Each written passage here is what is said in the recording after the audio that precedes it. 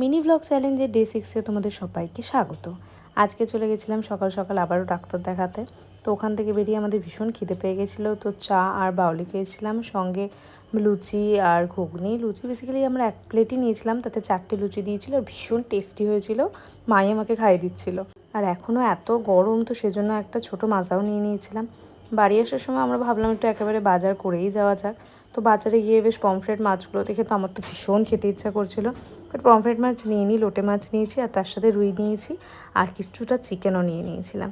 দেন কিছু সবজি বাজার করলাম, তারপর একটু ফল নিলাম, নিয়ে ডিরেক্ট বাড়ি। আর দম ছিল না ঘোরার মতো। আর এই দেখো কি সুন্দর মাছের তেল দিয়েছে। মাছের তেলে চচ্চড়ি খেতে কিন্তু আমার ভীষণ ভাল লাগে। আর আজকে আমাদের প্রিপারেশন ছিল দুপুরের চিকেন, তো মা সেই এসে চিকেনটাই রান্না করছিল। লাঞ্চের মেনু আজকে চিকেন আর ভাত। আর আজকের ভিডিওটা এইটুকুই। যদি ভিডিওটা ভালো লেগে থাকে একটা লাইক করে দিও। বাই।